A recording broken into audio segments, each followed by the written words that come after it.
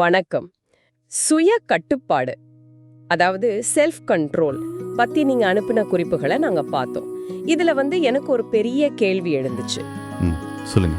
இந்த சுய கட்டுப்பாடுங்கிறது சிலருக்கு இயல்பாவே வர்ற ஒரு திறமையா, இல்ல நாம எல்லாரும் ஒரு தசை மாதிரி பயிற்சி செஞ்சு வளர்த்துக்க கூடிய ஒரு விஷயமா? ரொம்ப நல்ல கேள்வி. இன்னைக்கு உங்க குறிப்புகள்ல இருக்கிற வேதாகம பார்வைகளை வச்சு இதுக்கு பதில் தேட போறோம். சுய கட்டுப்பாடுனா என்ன, அது ஏன் முக்கியம், அப்புறம் அதை எப்படி வளர்க்கறதுன்னு கொஞ்சம் ஆழமா பார்க்கலாம். கண்டிப்பா. நாம ஆரம்பிக்கிறதுக்கு முன்னாடி உங்க குறிப்புகள்ல இருந்த ஒரு பவர்ஃபுல்லான ஒப்பீட பத்தி பேசலாமா? ஓ, அந்த நீதிமொழிகள்ல வர்றது தானே? ஆமா, நீதிமொழிகள் 25:28ல தன் மனதை அடக்காதவன் சுவரில்லாத இடிக்கப்பட்ட பட்டணத்தை போல இருக்கிறான் அப்படின்னு சொல்லியிருக்கு. இது ரொம்ப ஆழமான ஒரு விஷயம் இல்லையா? சும்மா யோசிச்சு பாருங்க. ஒரு ஊருக்கு மதில் சுவரே இல்லைன்னா என்ன ஆகும்? யார் வேணாலும் உள்ள வரலாம், என்ன வேணாலும் செய்யலாம், எந்த பாதுகாப்பும் கிடையாது. அதே மாதிரிதான் சுய கட்டுப்பாடு இல்லாத ஒரு மனுஷனோட வாழ்க்கை பிரச்சனைகள், சோதனைகள், கெட்ட பழக்கங்கள்னு எது வேணாலும் சுலபமா அவங்க வாழ்க்கைக்குள்ள நுழைஞ்சிடும். நீங்க சொல்றது கரெக்ட். அது ஒரு திறந்த வாசல் மாதிரியே இருக்கு. ஆமா. அப்போ இந்த மதில் சுவர் இல்லாததால என்ன மாதிரியான பாதிப்புகள் வரலாம்? உங்க குறிப்புகள்ல போதைப் பொருள், திருமணத்துக்கு முன்னாடி உடலுறவு, வன்முறைன்னு சில உதாரணங்கள் இருக்கு. இது ஒரு சரிவு பாதைக்கு வழிவகுக்கும்னு சொல்லுது. ஆமா, இது 1 தெசலோனிக்கேயர் 5ஆம் அதிகாரத்துல பவுல் சொல்ற ஒரு முக்கியமான விஷயத்தோட கனெக்ட் ஆகுது. ஓகே. அவர் சொல்றாரு, மத்தவங்கள போல நாம தூங்காம விழிப்போடவும் நிதானமாவும் இருக்கலாம். இந்த தூக்கங்கிறது ராத்திரி தூங்குறது இல்ல, அப்படிதானே? கரெக்ட். அது ஒரு ஆன்மீக சோம்பல் நிலையை குறிக்குது. ஆன்மீக சோம்பல், இந்த வார்த்தையே ரொம்ப சக்தி வாய்ந்ததா இருக்கு. அதாவது சுத்தி என்ன நடக்குதுன்னே தெரியாம ஒரு மயக்க நிலையில இருக்கிற மாதிரி. சரியா சொன்னீங்க. அதே அதிகாரத்துல அவிஸ்வாசிகளை ராத்திரியில குடிக்கிறவங்களோட ஒப்பிடுறார். அவங்க நிதானம் இல்லாம, சுயநினைவு இல்லாம இருப்பாங்கன்னு சொல்றார். அந்த ஒப்பீடு தான் இங்க ரொம்ப முக்கியம். ஒருத்தர் குடிபோதையில இருக்கும்போது என்ன நடக்கும்? அவங்க சிந்தனை, செயல் எதுவுமே அவங்க கட்டுப்பாட்டுல இருக்காது. ஆமா, வெளியிலிருந்து வர்ற சக்திகள் அவங்கள ஆட்டி படைக்கும். அதே போலதான் ஆன்மீக ரீதியா போதையில இருக்கிறவங்களும். புரியுது. அவங்கள சமுதாயத்தோட எதிர்பார்ப்புகள், நண்பர்களோட அழுத்தம், பாவத்தோட ஈர்ப்பு, சாத்தானோட தந்திரம்னு வெளியில இருக்கிற விஷயங்கள் கட்டுப்படுத்துது. அவங்க சொந்தமா முடிவெடுக்கிறது இல்ல. ஆமா, இழுத்த இழுப்புக்கெல்லாம் போறாங்க. கலாத்தியர் 5ல வர்ற அந்த மாம்சத்தின் கிரிகள் பட்டியல் இதோட விளைவுதான் சொல்லலாம். இப்போதான் ஒரு பெரிய முரண்பாடு வருது. ஒரு பக்கம் வேதாகமம் இவ்ளோ விழிப்பா கட்டுப்பாடா இருக்கணும்னு சொல்லுது. ஆனா நம்ம சமுதாயத்தை பாருங்க, குறிப்பா இளைஞர்களை பத்தி என்ன நினைக்குது? அவங்க வயசு அப்படி, அவங்களால ஆசைகளை கட்டுப்படுத்த முடியாது அப்படின்னு ஒரு பொதுவான கருத்து இருக்கு. ஆமா, அது ரொம்ப சகஜமா கேட்கிற ஒரு விஷயம். உங்க குறிப்புகள்ல கூட மருத்துவர் ரிச்சர்ட் கீலிங் சொன்னதா ஒரு விஷயம் இருக்கு. சட்டப்பூர்வ வயது எதுவா இருந்தாலும் டீனேஜர்ஸ் குடிக்கதான் போறாங்க அப்படின்னு. இது கிட்டத்தட்ட ஒரு ஒப்பிச்சிட்ட மனநிலை மாதிரி தெரியுது. கரெக்ட். சமூகம் ஒரு குறைவான தரத்தை நிர்ணயிச்சு இதுதான் இயல்புன்னு சொல்லுது. ஆனா வேதாகமம் இதுக்கு நேர்மாறான ஒரு உயர்ந்த தரத்தை முன்வைக்குது. ஓகே, அது என்ன? 1 தீமோத்தேயு 4:12ல பவுல் தீமோத்தேயுங்கிற ஒரு இளம் வாலிபர் கிட்ட சொல்றாரு, உன்னோட இளமைய காரணங்காட்டி யாரும் உன்னை தாழ்வா நினைக்க விடாத. அதுக்கு பதிலா பேச்சுல, நடத்தையில, அன்புல, விசுவாசத்துல, தூய்மையில மத்த விசுவாசிகளுக்கு ஒரு முன்மாதிரியாயிரு. வாவ், இது எவ்வளவு பெரிய பொறுப்பு! அதாவது எல்லாரும் இப்படித்தான் இருப்பாங்கன்னு சமூகம் எதிர்பார்க்கிற நேரத்துல நீ வித்தியாசமா, முதிர்ச்சியா, கட்டுப்பாடா நடந்து ஒரு எடுத்துக்காட்டா வாழுன்னு வேதாகமம் சொல்லுது. ஆமா, இது எதிர்பாராததை செய்யற மாதிரி. அப்படி செய்யும் போது அதோட தாக்கம் ரொம்ப அதிகமா இருக்கும் இல்லையா? நிச்சயமா. அது வெறும் ஆன்மீக விஷயங்களுக்கு மட்டும் இல்ல, அப்படியா? நம்ம அன்றாட வாழ்க்கைக்கும் பொருந்தும். உதாரணத்துக்கு ரோமர் 13வது அதிகாரம் நாம வாழ்ற தேசத்தோட சட்டங்களுக்கு கீழ்ப்படியணும்னு சொல்லுது. சரி. ஒருத்தர் டிராபிக் விதிகளை மதிக்கிறது, வரி கட்டுறது மாதிரி விஷயங்கள் கூட ஒரு விதத்துல சுய கட்டுப்பாட்டோட வெளிப்பாடுதான். ஓ, யாரு பாக்குறான்னு நினைக்காம சரியானதை சேருது. அப்படி நாம சட்டங்களுக்கு கீழ்ப்படியும் போது மறைமுகமா கடவுளோட அமைப்புக்கு மரியாதை கொடுக்கறோம். அதுவும் ஆன்மீக ஒழுக்கத்தோட ஒரு பகுதி தான். நீங்க சொல்றது சுவாரஸ்யமா இருக்கு. ஒருவேளை ராத்திரி 3 மணிக்கு யாருமே இல்லாத ரோட்ல ரெட் சிக்னல்ல நிக்கிறது கூட ஒரு சுய கட்டுப்பாட்டு பயிற்சி தான்னு சொல்ல வரீங்களான்னு? மிகச்சரியா சொன்னீங்க. அந்த சின்ன செயல் கூட நம்மள நாமளே கட்டுப்படுத்திக்கிறோமா இல்ல நம்ம வசதிக்கு ஏத்த மாதிரி வளைஞ்சு கொடுக்கறோமான்னு காட்டுது. இந்த மாதிரி சின்ன சின்ன விஷயங்கள்ல காட்டப்படுற கட்டுப்பாடு தான் பெரிய சோதனைகள் வரும்போது நம்மள நிமிர்ந்து நிக்க வைக்கும். இந்த வலிமைங்கிற விஷயம் உங்க குறிப்புகள்ல இருக்கிற ரொம்ப முக்கியமான ஒரு பகுதிக்கு நம்மள கூட்டிட்டு போகுது. சுய கட்டுப்பாட்டோட உச்சபட்ச உதாரணம் இயேசுவோட அந்த வனாந்தர அனுபவம். ஆமா, 40 நாள் உபவாசம் இருந்த நிகழ்வு.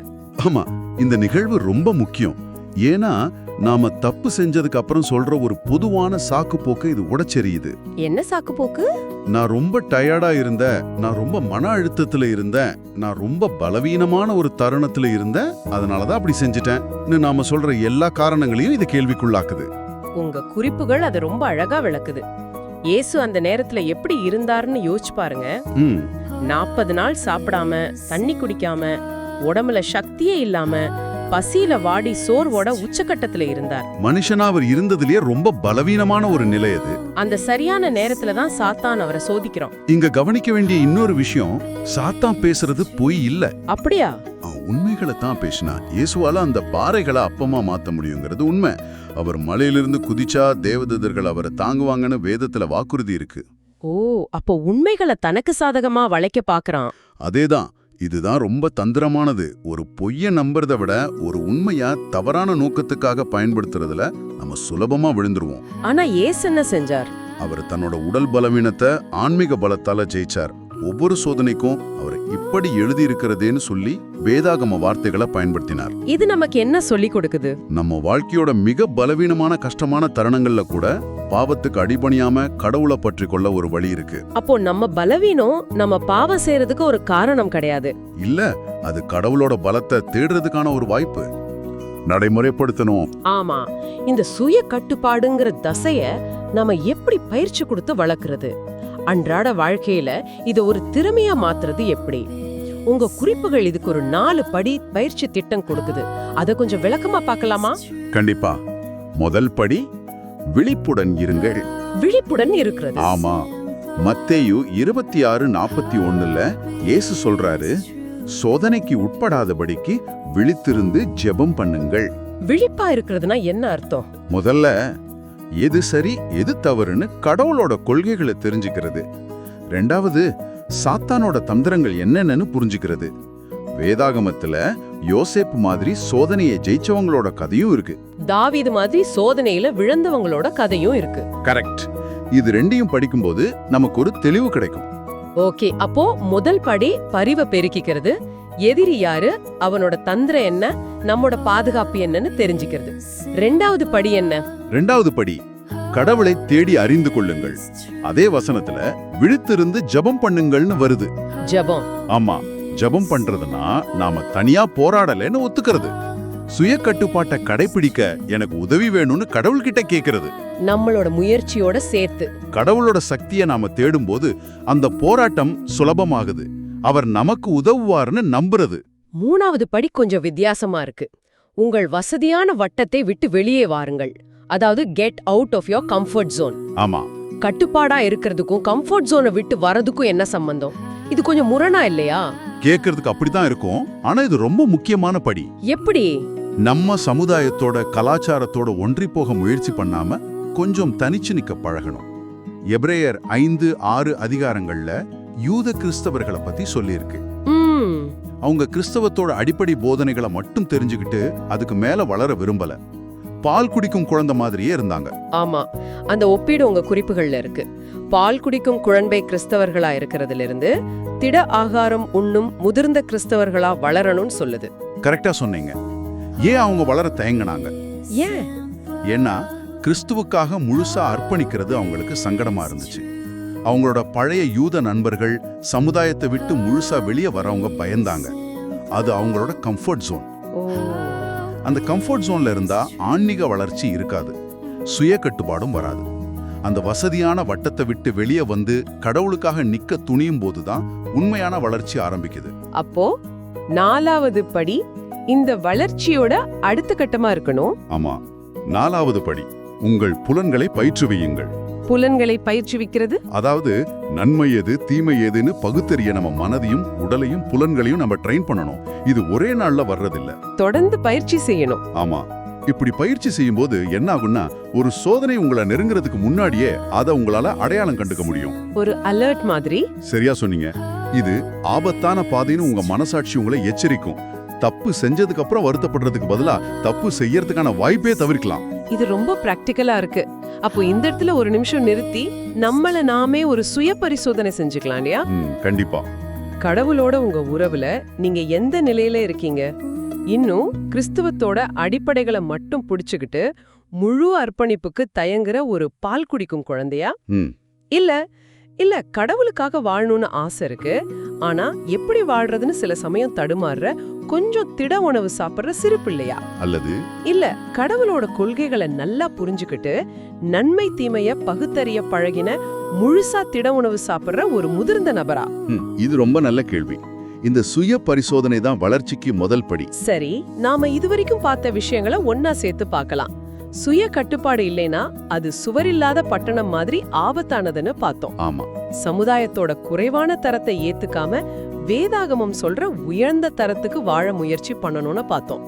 இயேசுவோட உதாரணம் நம்ம பலவீனங்களுக்காக சாக்குப்போக்கு இல்லைன்னு காட்டுச்சு. இருக்கிறது, ஜெபம் பண்றது, கம்ஃபர்ட் ஜோனை விட்டு வர்றது, புலன்களை பயிற்சி வைக்கிறதுன்னு ஒரு 4 படித்திட்டத்தையும் பார்த்தோம். அப்ப இதோட கடைசி இலக்கு என்ன? சமுதாயத்தாலையும் பாவத்தாலையும் கட்டுப்படுத்தப்படுறதுக்கு பதிலா நாம எதனால கட்டுப்படுத்தப்படணும்? அதுக்கான அழகான பதில் கலாத்தியர் 5:22-23 இருக்கு. சொல்லுங்க. நாம ஆவியின் கனிகளால கட்டுப்படுத்தப்படணும். அது என்னன்னா அன்பு, சந்தோஷம், சமாதானம், நீடிய பொறுமை, தயவு, நற்குணம், விசுவாசம், சாந்தம், இச்சை அடக்கம். இச்சை அடக்கம், சுய கட்டுப்பாடு. ஆமா, இந்த பட்டியல்ல கடைசியே வர்ற இச்சை அடக்கம் தான் சுய கட்டுப்பாடு. இது தனிச்சு வர்ற ஒரு குணம் இல்ல, மத்த நல்ல குணங்களோட சேர்ந்து வர்ற ஒரு பகுதி. கரெக்ட். அன்பு, சந்தோஷம், சமாதானம் மாதிரி மத்த குணங்களோட சேர்ந்து வர்றது. அப்ப இது ரொம்ப முக்கியமான ஒரு புரிதல். சுய கட்டுப்பாடுங்கிறது வெறும் கெட்ட விஷயங்களை செய்யாம இருக்கிறது மட்டும் இல்ல. அது ஒரு வெற்றிடத்தை உருவாக்குறது இல்ல. அதுக்கு பதிலா நம்ம வாழ்க்கைய அன்பு, சந்தோஷம் மாதிரி நல்ல விஷயங்களால நிரப்புறது. அப்படி நிரப்பும் போது கெட்ட விஷயங்களுக்கு அங்க இடமே இல்லாம போயிடும். சரியா சொன்னீங்க. தீமைய வெறுமனே தவிர்க்கிறது இல்ல, நன்மையால தீமைய ஜெயிக்கிறது. இதுதான் முழுமையான சுய கட்டுப்பாடு. நீங்க சிந்திச்சு பாக்குறதுக்காக ஒரு இறுதி எண்ணம். உங்க புலன்களை நன்மை தீமைய பகுத்தறிய பயிற்றுவிக்கிறத பத்தி இந்த மூலங்கள் பேசுச்சு. நீங்க தினமும் பாக்குற ஒரு டிவி நிகழ்ச்சி, கேக்குற பாட்டு, இல்ல பயன்படுத்துற ஒரு சோஷியல் மீடியாவை நினைச்சு பாருங்க.